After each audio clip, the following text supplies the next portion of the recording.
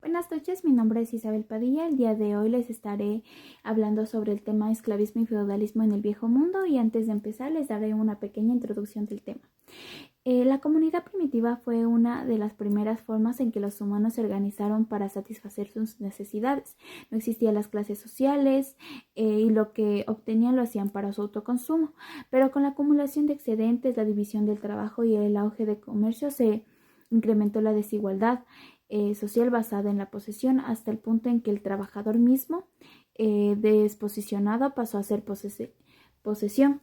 En la antigüedad, esta lógica fue justificada por la filosofía, las leyes y los códigos religiosos, lo que obligó al esclavismo, un carácter predeterminadamente natural que no podía transgredirse.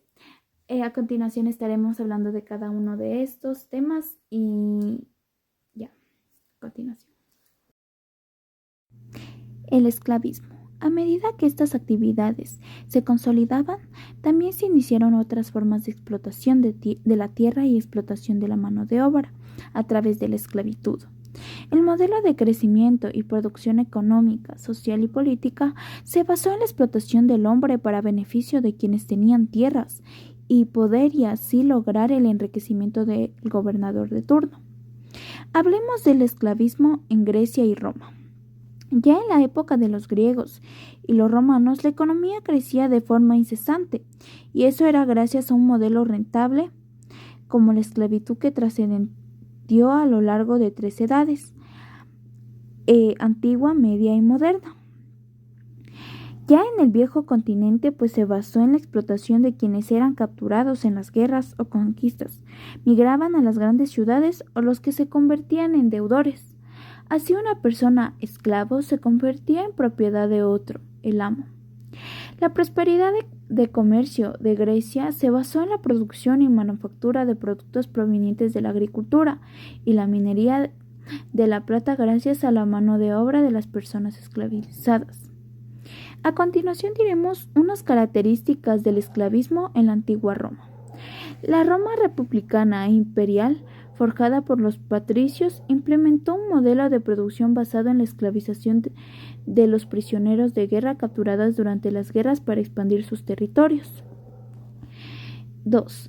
La única opción que tenían estos prisioneros para salvar sus vidas era someterse a la esclavitud. 3. La esclavitud doméstica también fue práctica común entre las familias pudientes. 4.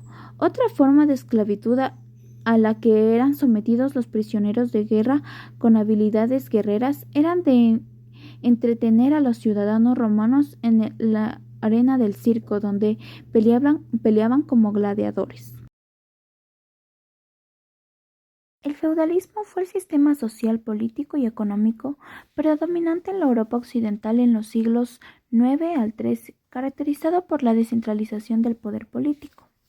A partir de la crisis del siglo III, y sobre todo con la disolución del Imperio Romano de Occidente y la sucesiva formación de los reinos germánicos y el Imperio Carolingio entre los siglos VII y IX. En la medida que la cultura romana se transformaba producto de las invasiones bárbaras y la economía experimentaba cambios, la nobleza de los nuevos reinos germanos, que se abocaron a la economía agrícola, requirió mano de obra para poner a producir sus predios. Otorgaron lotes de tierra a nobles menos pudientes y campesinos habitantes de sus dominios para que les hicieran producir a cambio de que pagaran impuestos y recibieran la protección armada de los señores feudales. Pero el sistema feudal funcionó como una forma de esclavitud velada, pues si bien los señores feudales ofrecían protección a quienes trabajaran la tierra, además, en los feudos estaban los siervos, personas sin ningún tipo de derecho que solo se dedicaban a trabajar para sus señores. Las relaciones feudales. En una época en que las comunicaciones eran deficientes y los saqueos eran frecuentes para poder administrar sus reinos, los monarcas de la Edad Media repartieron territorios entre los nobles. La cesión de un feudo comportaba un pacto de fidelidad entre el rey, que ofrecía el feudo y protección en el noble, que se convertía en vasallo. A su vez, el noble podía ceder como feudos parte de sus posesiones a otros nobles menores, con la que se convertía un señor y un vasallo a la vez. Entre las características del feudalismo estaba la economía y la agricultura. En la economía feudal era esencialmente agrícola, por lo que la posesión de la tierra constituía la única fuente de riqueza. El centro del feudo era la residencia del señor, el castillo si era un noble o el monasterio si el feudo pertenecía al clero. La mayoría de las viviendas de los campesinos estaban agrupadas y formaban la aldea. El feudo estaba integrado por reserva señorial, formada por las mejores tierras, estaba bajo el dominio directo del señor, la cultivaban los siervos. Mansos, parcelas cedían al campesinado por el señor, quien ejercía el dominio útil sobre ellas. A cambio, los campesinos debían pagarle rentas anuales en especie, parte de la cosecha y trabajar algunos días de su reserva. En la agricultura, el trabajo en el campo era una actividad muy dura en la que participaban intensamente todos los miembros de una familia, incluidos los niños y los ancianos.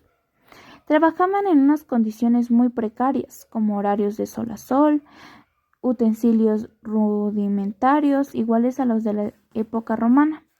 Los cultivos eran de autosuficiencia, es decir, estaban destinados básicamente a la alimentación de la familia, pues el comercio era casi inexistente. Los principales cultivos eran los cereales, la cebada, avena, trigo y centeno. Las legumbres también se cultivaban, la vid, verduras y frutas.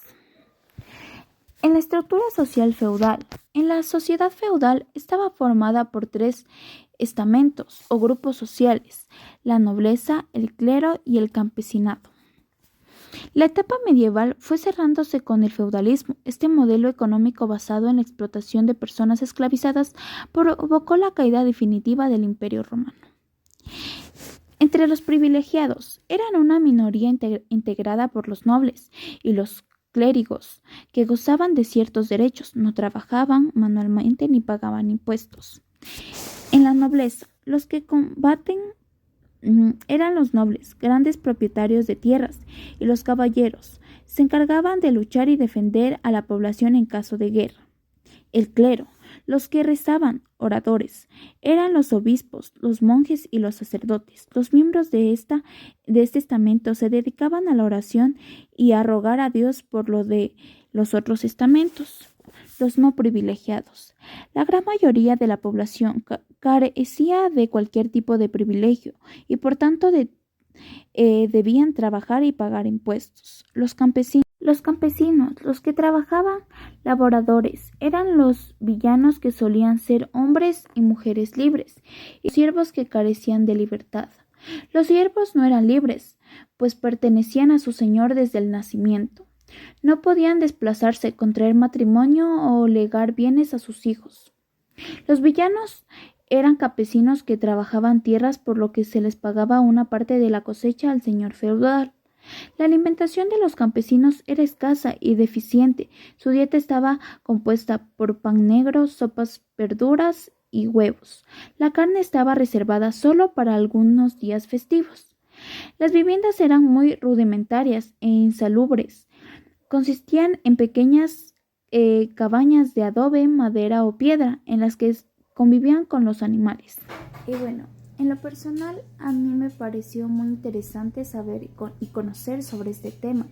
Ha sido muy importante reconocer las características que hace que estos dos temas sean distintos, puesto que en el feudalismo el señor otorga a los feudos, al vasallo,